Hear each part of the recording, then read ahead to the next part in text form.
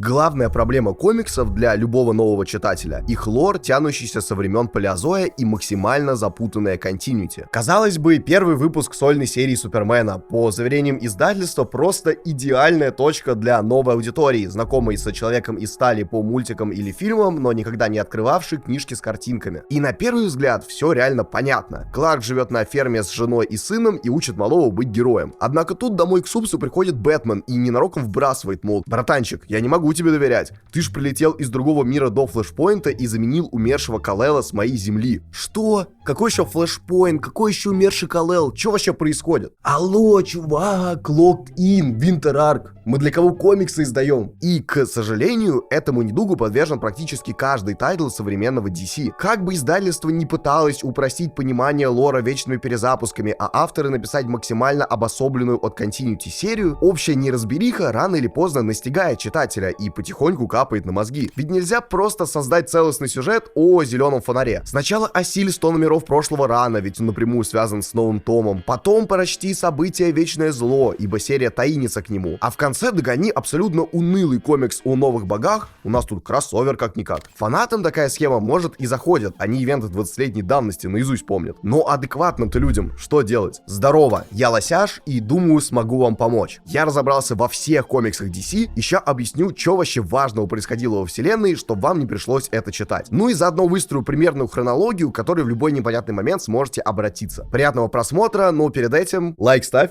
Я обычно с самого начала не прошу, но сейчас реально. Лайк поставь. This is a certified hood classic. Trapaholics Mixtapes.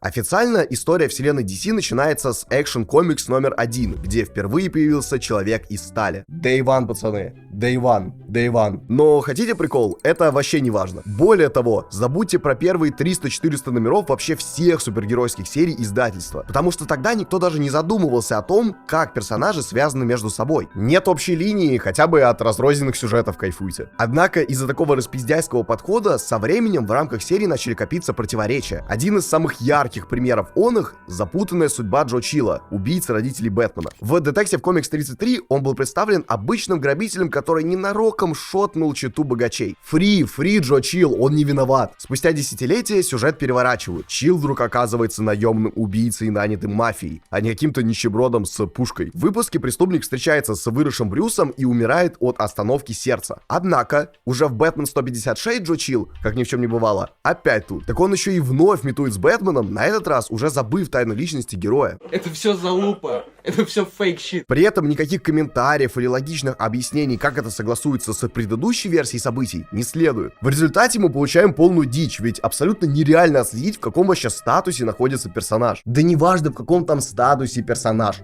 Главное держать фокус, прокачивать личный бренд и быть готовым к любым авантюрам, чувак. Годы шли, и сюжетных дыр становилось все больше. Так, в 1956 году в роли нового Флэша, заменив Джея Гаррика, дебютирует Барри Аллен. Но через пару лет оказывается, что Джей Гаррик все еще жив и существует на параллельной Земле 2, где продолжает свою деятельность. То есть, несмотря на то, что ранее утверждали, мол, Барри стал первым спидстером, история с параллельными вселенными просто игнорирует предыдущее объяснение и заворачивает все в новую концепцию. Ну а прикол с кучей земель переняли другие авторы и начали лепить каждого героя в свой отдельный мир. Тут у нас обычный техноспартанец, там бегущий за шлюхой, а вот и лысеющий подоспел. Каждая земля — это ниша, чувак, мы должны делать деньги, Winter Arc, чувак. Все дошло до точки, когда ни читатели, ни редакторы не могли дальше игнорировать лютый поток шизухи, происходящей во вселенной. Идея о том, что континьюти DC нужно как-то упорядочить, дабы сделать его логичным и понятным, неизбежно привела к созданию кризиса на бесконечных землях, первого события в истории комиксов. Подробно его пересказывать я не хочу, потому что так-то ивент полная хуйня, не прошедшая проверку временем. Читать его сегодня дико тяжело и на самом деле бессмысленно.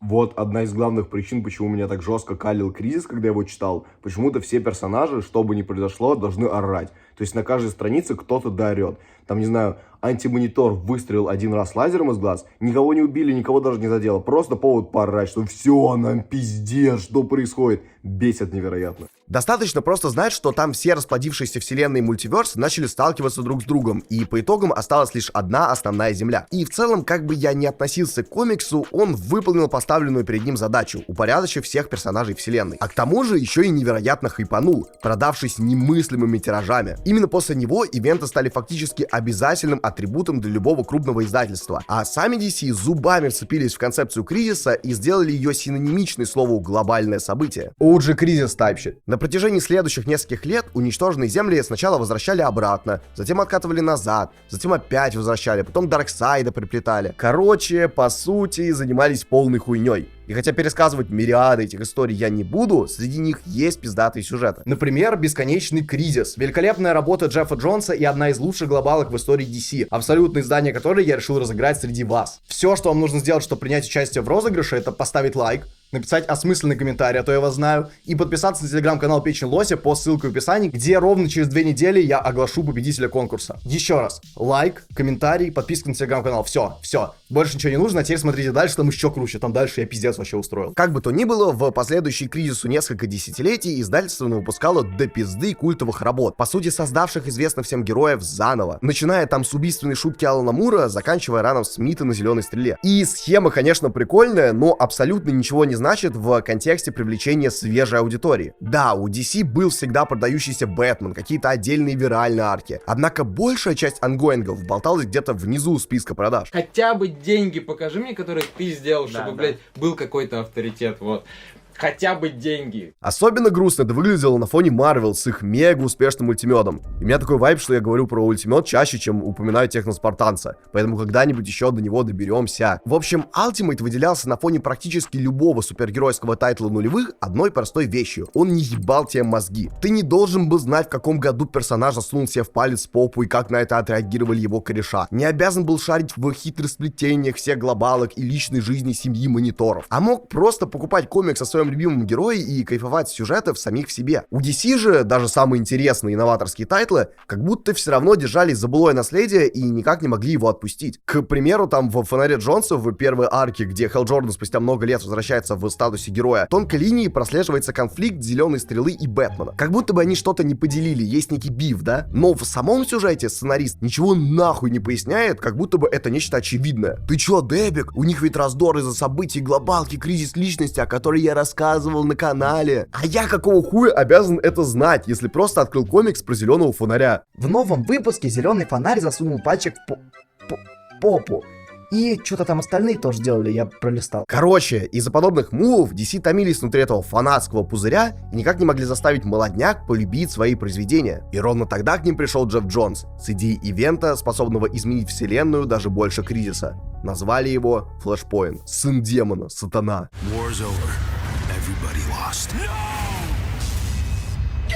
Скорее всего, вы о событии хотя бы что-то слышали. Флэш, там решая засейвить свою мать, возвращается в прошлое и эффектом бабочки полностью меняет вселенную. Бэтмен теперь не Брюс Уэйн, а Томас. У Чудо-бабы и Аквамена война, а сам Барри никогда и не приобретал силы. В конце Спидстер, конечно, спасает мир, но ничего уже не будет прежде, потому что вселенная DC все равно жестко изменилась. И на мой вкус, Flashpoint — это одна из лучших комиксных глобалок ever, потому что она, реально влияет на общий сюжет комиксов, концентрируется на одном протагонисте и его истории, не распыляясь на кучу подсюжетов.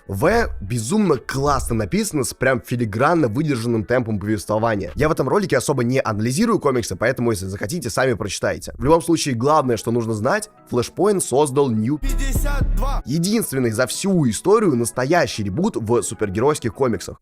Вот ща, реально дай вам, пацаны. Этот год наш. Все серии, как и истории персонажей, начались заново. Хотя не совсем. С одной стороны, да, Лига Справедливости в первом номере еще даже не собралась, и герои встречают друг друга впервые. Однако Темный Рыцарь, к примеру, уже обзавелся Бэт-семьей и пережил десятки стычек с культовыми злодеями. А события в новом томе Зеленого Фонаря прямо продолжают предыдущий, до флешпоинтский ран. В эти дебри можно взорваться бесконечно, так что без занудства просто реально скажу, что с New 52 стартует современная история DC, которую уж хорошенько бы знать, дабы ориентироваться в современных комиксах. А не то двойку поставлю и мамку Шкилу вызову. И вы сейчас можете подумать, что я буду долго затирать про порядок чтения, с какими выпусками каких серий вы обязаны ознакомиться. Но нет. Потому что на протяжении следующих 5 лет на комиксы действительно влияла лишь серия Лиги Справедливости. Всю эту кашу замутил Джонс, он же писал Лигу, обзор рано есть на канале, сваущит. Сваущит, вся хуйня. Сейчас вообще модно гнать на них.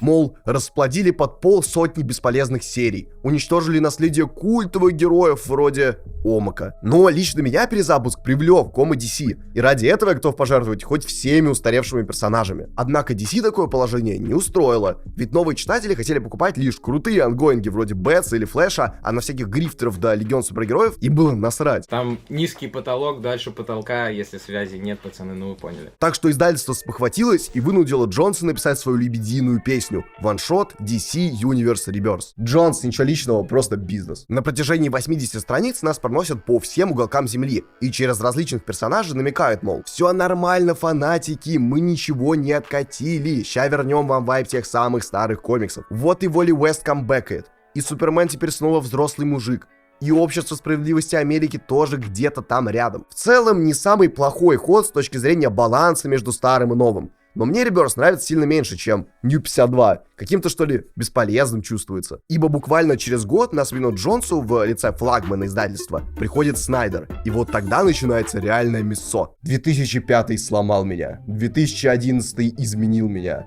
2016 научил меня. 2018 игра началась. Снайдер, несмотря на мою нелюбовь к его Абсолют Бэтмену, феноменальный автор, создавший целое поколение популярных комиксистов 20-х годов. Вроде того же Тайниана, который, между прочим, Ран Тайниана написал. И начал свой путь изменения континьюти издательства он с большого события Dark Knights Metal. Там, короче, на Землю нападают злые версии Бэтса из темной мультивселенной. И в их главе стоит смесь Джокера и Бэтмена, Бэтмен, который смеется. Метис. Грязнокровка, выблядок. Родился он, когда Брюс из альтернативного таймлайна убил своего главного врага, а тот после смерти выпустил какие-то трупные газы, заразившие Уэйна вирусом джокеризма. Между делом, про Бэтмена, который смеется, от того же Снайдера выходила охуительная лимитка, которую советую всем вам прочитать. Она на общий лор не влияет практически, но персонажа репрезентует невероятно круто. Так вот, в конце Металла суперы, разумеется, всю эту темную орду победили. Однако опасность никуда не ушла. Ведь они случайно сломали стену вселенной, и теперь на свободу вырывается создательница всего, злая богиня Перпетуя. Ну и понеслась. Мега-драйвовый ангоинг Лиги с хайлайтами в виде Стара Робина или ребенка Хоук-Герл и марсианского охотника из будущего. Период Год злодеев, когда Лекс Лютер окончательно перешел на сторону мрака и подарил каждому злодею подарок, что отразилось во всех ангоингах DC. Ваншоты заражения, в которых Бэтмен, который смеется, тайно заразил Супергерл, комиссара Гордона, Шазама и других героев своим вирусом и натравил их всех на Бэтмена с Суперменом. Лимитка и развергся ад, где в финальной битве за место главного подсоса Перпетуи сошлись Лекс Лютер и смеющийся Бэтмен. И еще орава различных событий. Ты уже устал только от перечисления? Чувак, stay focused, мы должны делать деньги, ты должен покупать комиксы. И, правда ради, кратко упоминать лучшие моменты этой эпопеи интереснее, чем ее читать. Потому что Снайдер не жадничает на слова и пишет огромные филактеры сложного текста с объяснением всего и вся. Он глубокий, интересный, но тем не менее его прям до пизды. Поэтому вместо прочтения всей этой чехарды можете найти пересказы на ютубе. А еще, как идея, можете вместо фильмов смотреть киногрехи, а вместо телок руку свою трахать. Подумайте над этим. Ну и короче, приходит это все к последнему важному событию в истории DC. Темные ночи, смертельный металл от того же Снайдера. Смертельный металл? Я твою мать в жопу ебал. Я для ролика специально пересчитывал тьму этих серий, и вот только дойдя до Death Metal, вспомнил, что игра реально стоила свеч. Бро, hard work always pays off. И финальный ивент Снайдера ебет в ротик всех конкурентов, хотя бы потому, что подходит для любой аудитории. Взять новичка, впервые открывшего комиксы, так он с первых страниц уже окажется завлечен крутейшим концептом. Мир в огне, Бэтмен мертв, Чудо-женщина с бензопилой, а Супермен с длинными волосами. Чё по абсолюту, пацаны? А затем, не переставая, будет вынужден читать страницу за страницей из-за запоминающихся мини-сценок или уникальных интеракций героев. Условно, в начале одного из выпусков нам показывают злую версию Бэтмена, скрещенную с Атомом. Уменьшенный гаденыш подбирается к Лиге, прячась в траве, и говорит мега пафосную речь о материи, пространстве и победе зла. Как тут его переезжает Бэтмобиль, и от персонажа остается лишь клякса на земле. Как же охуенно! При этом и прожженные фанаты комиксов DC не остаются обделенными. Они были там, чувак, когда мы были на дне. Since day one. Снайдер шарит за все, что происходило во вселенной, за всю историю. Берет, грамотно миксует это и приправляет кучей отсылок на различные версии героев, малоизвестных интересные сюжеты и прочую задротскую чепуху. Плюс еще к тому, ты действительно ощущаешь масштаб событий и переживаешь за протагонистов, чего не удается достичь практически никому из авторов ивентов в принципе. То есть ставки реально высоки, и не факт, что все персонажи останутся в живых. Ну и в целом это, бля, охуенно сделанное произведение с феноменальным темпом, динамикой и рисовкой Капула, стиль которого узнается моментально, и, по крайней мере, в моем сознании он навсегда сросся с комиксами про Темного Рыцаря. Ну и главное, что делает Death Metal, подводит финальную черту под всеми предыдущими кризисами. Day one day. Я вот долго распинался по поводу хитросплетений лора DC. Как там земли сталкивались, что герой из одной вселенной в другую прыгал, кого-то из персонажей вообще забыли. Но по итогу, что бы ни пытались сделать сценаристы, уничтожая лишние сущности, перезагружая все серии, объясняя происходящее кучей слов, ход истории издательства всегда возвращался на круги своя. И Снайдер единственный, кто додумался сделать действительно рабочий ход, который никто не сможет откатить назад. Нахуй уничтожил континьюти как таковое.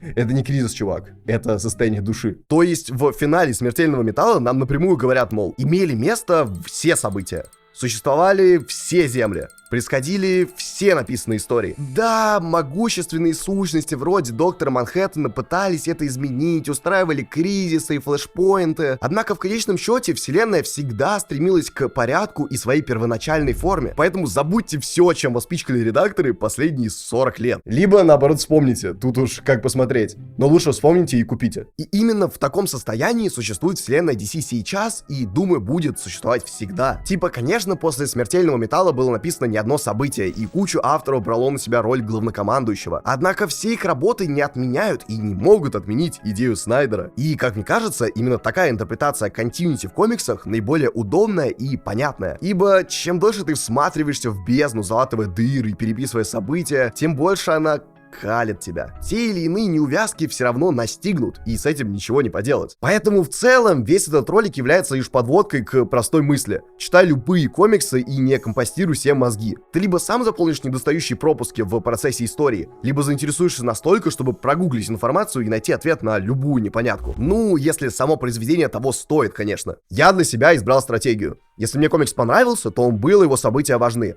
А если нет, то значит, ничего не произошло, ну и как бы следующий автор придет, там все перепишет. Не канон, это все не канон. Короче, да, я вас немножко обманул. Не будет здесь никакого порядка чтения и жестко выстроенной хронологии, ведь это попросту бессмысленно. Ебой, DC RIP порядок чтения, все. Читайте, что вам в кайф. Интересуйтесь, изучайте информацию, только на улицу выходить не забывайте и жить реальной жизнью. Это же все просто книжки с картинками для детей.